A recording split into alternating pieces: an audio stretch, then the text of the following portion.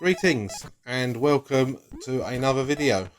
In this video I'm going to have a look at the game Sam's Journey, which came out at the end of 2017 from Knights of Bytes and Protovision, and this was gifted to me by a subscriber of the channel, Andy, and he wanted me to see what I thought of the game. Now I've looked at it before briefly in a video I made talking about the Commodore 64's colour palette, but I've never really had an in-depth play of it. So I've had it for about a week, and well, I can pretty much walk through the first level, but after that it's there's a lot more thinking to be done. So what is Sam's Journey? Well, it's a classic 8-bit platform action game.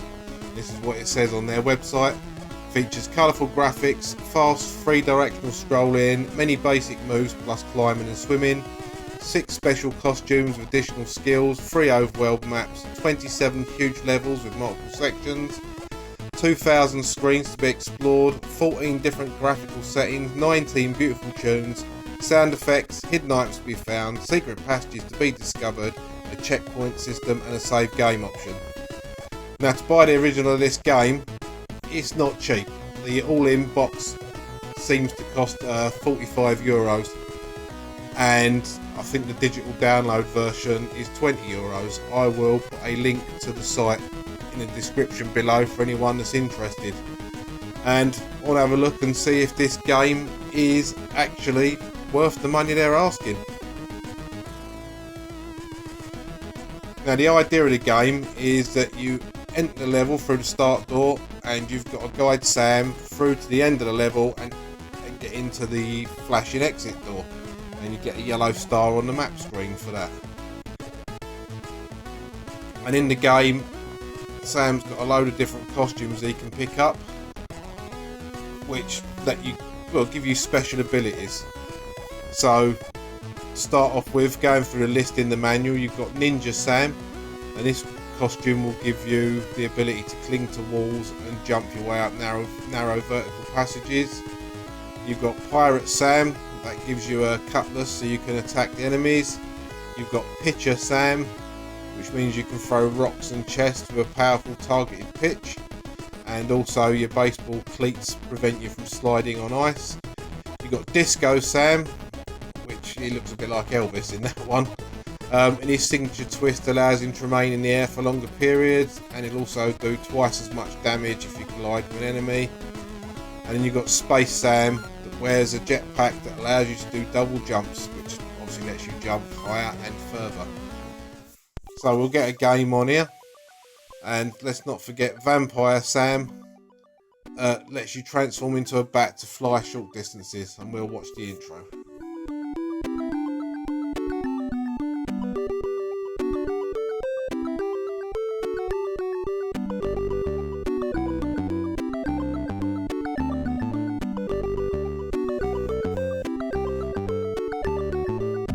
Really nicely done.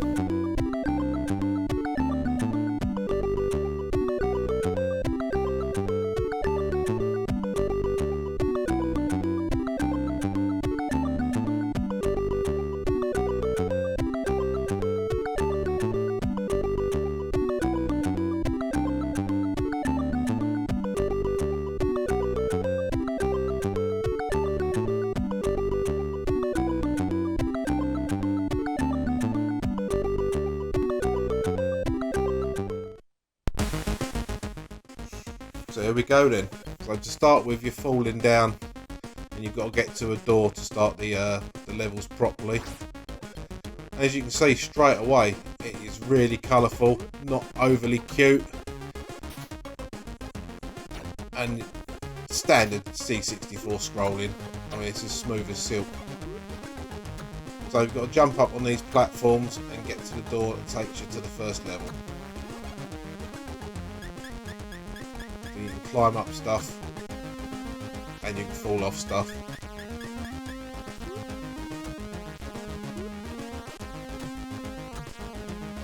So that's what we want to get to, into that flashing door there.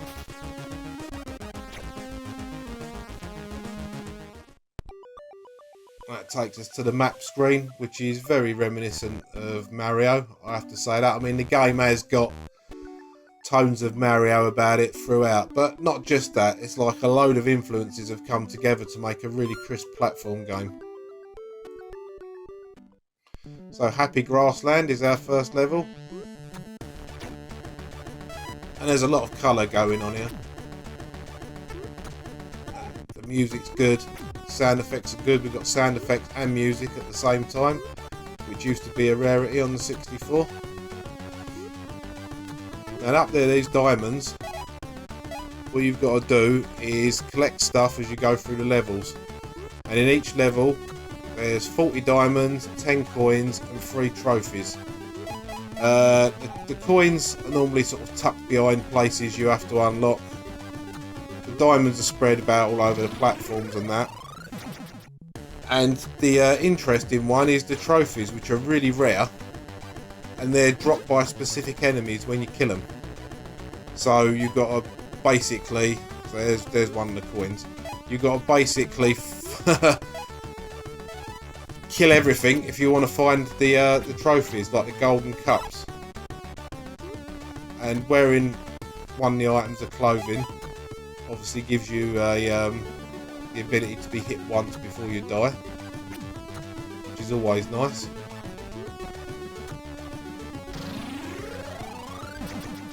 But this time he's going to be the ninja.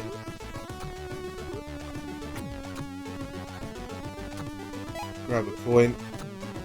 Go through that door, but it's not the flashing door, so that's not the end of the level.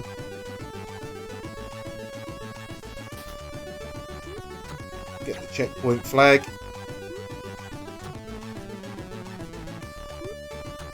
I probably could have made more use of the ninja here, but I hadn't quite figured the controls out, so I didn't. What you're supposed to do is jump and you hold fire down and you'll grip onto the wall.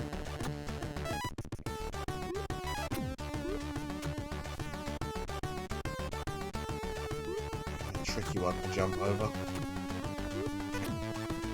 I don't know why I didn't bother picking them gems up. Oh well.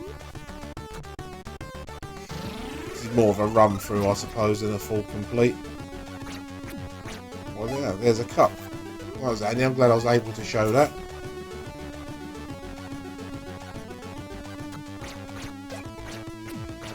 Them little sods take 2 hits, and they fire spitballs at you as well if you're not careful. Like that.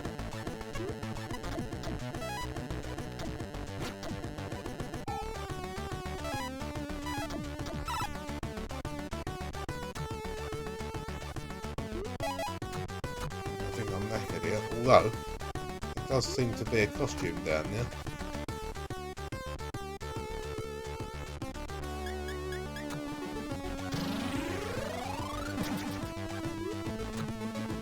There's another door over there, but knock on it. There's so much stuff hidden in this game that it's not going to be just a standard complete it in 5 minutes job. I'm sure you could speed run it entirely, because all I've got to get to is that door that's just off screen there, that one there. But unfortunately, this does have the modern thing of infinite lives. So you can keep restarting from the checkpoint. In some ways that's good. In other ways it's not so good. Because it means you can save at a certain checkpoint and you can keep going. It's the same as using save states. Some people like them, some people don't. For me it depends on the game. I suppose if you've spent a good 45 minutes getting a few levels into this game and then you die, perhaps you don't want to start again. There we go. Grab them quick gems. Not that I'll bother with any of the others really on the level. And through the exit door, and that is that level complete. Have a quick countdown of the stuff. Yeah, so I only got 39% of the score on that level. But I did get the yellow star. See, and then you can save the game there. And then carry on. So up to the deep woods.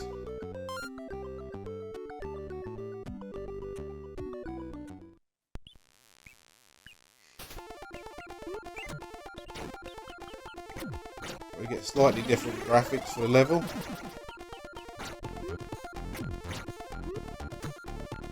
And the gameplay follows the same pattern basically. Get through the level, collect all the stuff, and don't walk into caterpillars. They look like caterpillars to me. But it does let you restart with the outfit you had on when you first came onto the level, so yeah, that's pretty cool.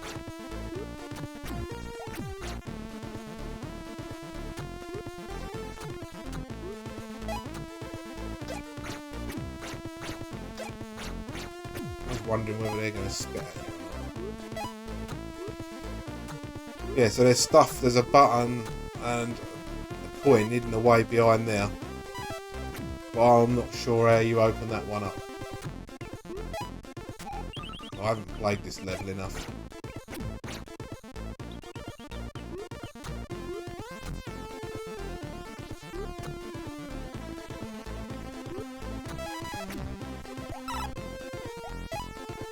Them wasps are really annoying.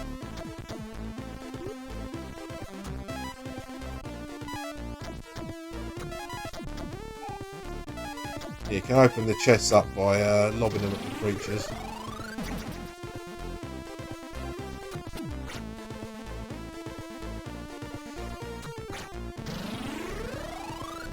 Oh, that's the picture costume. Now, I was wondering how many leaps of faith I'd have to make on this level.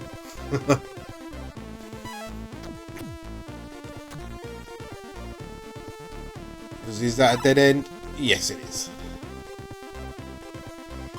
Well, I know not to jump down there again, don't I? Oh. So that checkpoint, I've got to watch out for that wasp every time I start. If you face that way, he fires off that way, then you can run and pick that up and get killed by a hedgehog. Death by Sonic. Yeah, that was the stupidest thing I've done so far. Meanwhile, that's more like it. He's got to avoid his bullet coming down. Whatever it is he calls it that comes out of his stinger.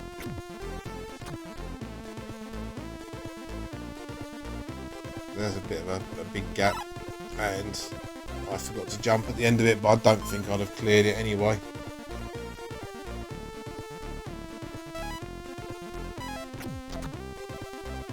Oh, you can jump on hedgehogs. I didn't know.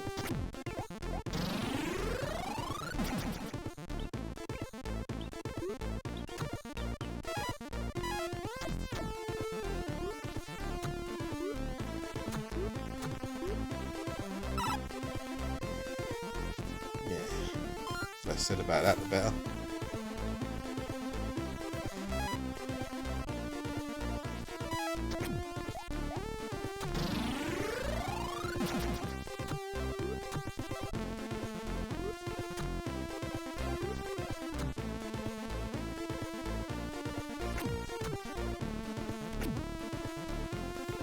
Found another little place here.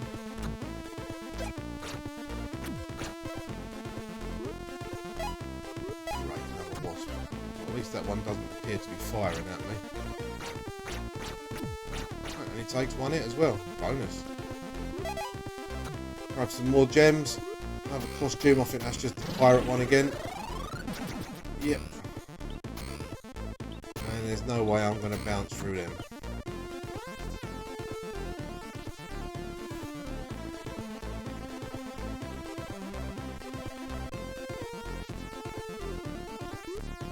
As you can see, it's a lovely, responsive game. It does play really, really nice.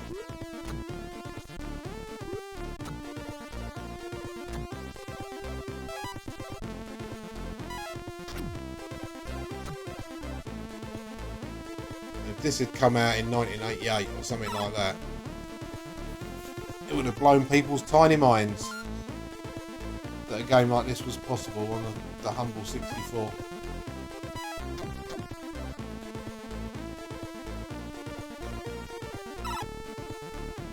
Can't jump on a hedgehog while he's spinning though.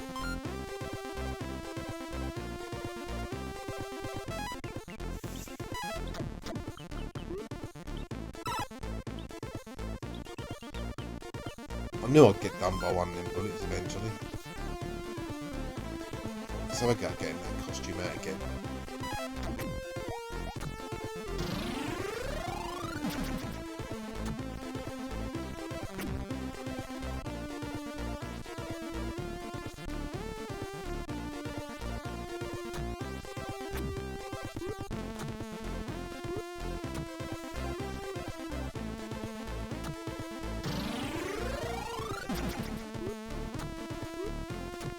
Well, they've given us the Pidge's costume, so it's got to have something to do with that somewhere along the line.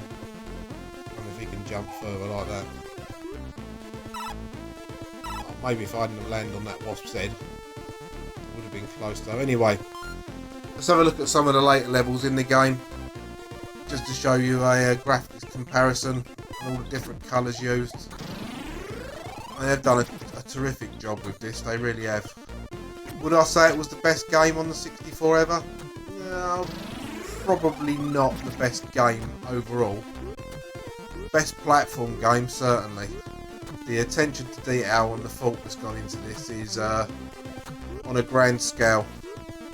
And when you consider how much games used to sell, and I think it was April this year, they actually reached a total of having sold 2,500 copies of this, which, you know, for a Commodore 64 game in 2020 is a fair achievement in itself.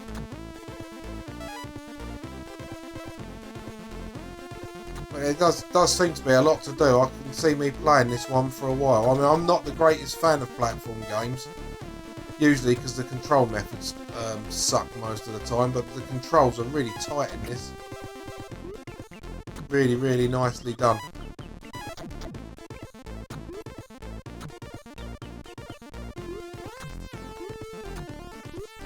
Someone said in a previous video, those little things are like Donald Trump heads. They're not far wrong. There we go, that's the disco one. Back to the pirate. Quite like the pirate one, it's handy having something you can twat the enemies with.